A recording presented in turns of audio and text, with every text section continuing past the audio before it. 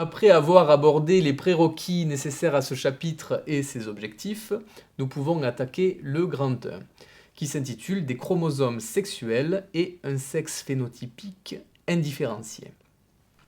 Alors, nous savons que la fécondation aboutit à la formation d'une cellule œuf, et que cette cellule œuf contient déjà les gènes qui détermineront le sexe de l'individu. Voyons les schémas.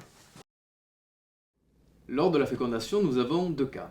Dans le premier cas, l'ovule qui contient nécessairement un chromosome X rencontre un spermatozoïde qui contient également un chromosome X.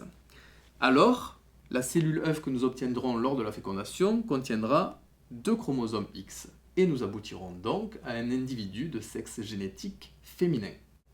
Dans le deuxième cas, l'ovule qui contient toujours un chromosome X rencontre un spermatozoïde qui cette fois contient un chromosome Y. Ainsi, la fécondation aboutit à la formation d'une cellule œuf qui contient un chromosome X et un chromosome Y. Nous obtenons un individu XY dont le sexe génétique sera masculin.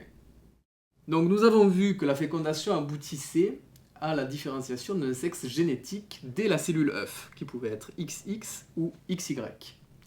Néanmoins, au cours du développement embryonnaire, que je vous représente de manière schématique ici, et jusqu'à la 8e semaine, on ne voit pas de différence phénotypique entre les embryons mâles et femelles. C'est ce que l'on appelle le stade phénotypique indifférencié. Nous avons vu que le phénotype était donc indifférencié jusqu'à la 8e semaine du développement embryonnaire. Néanmoins, il existe déjà des ébauches des voies génitales dès la 5e semaine. Nous allons voir un schéma. Alors à partir de la 5e semaine du développement embryonnaire, nous avons vu que se mettent en place les structures sexuelles indifférenciées. À savoir, une paire de gonades indifférenciées reliées à une paire de canaux de Wolff qui donneront les futures voies sexuelles masculines. Et également une paire de canaux de Müller en rouge qui sont à l'origine des futures voies sexuelles féminines. Ces deux paires de canaux se jettent dans le sinus urogénital qui lui sera en partie à l'origine par exemple de la vessie et des voies urinaires. C'est le stade phénotypique indifférencié. Donc pour résumer cette première partie sur les chromosomes sexuels et le stade phénotypique indifférencié. Nous avons dès la fécondation des cellules œufs qui contiennent déjà l'information génétique du sexe, soit XY, soit XX.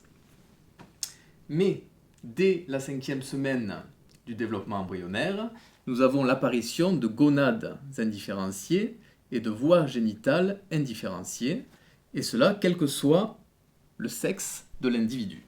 C'est ce qu'on appelle le stade phénotypique indifférencié. Nous pouvons nous demander, pour la suite du développement embryonnaire, quels sont les mécanismes qui conduisent à la différenciation des gonades.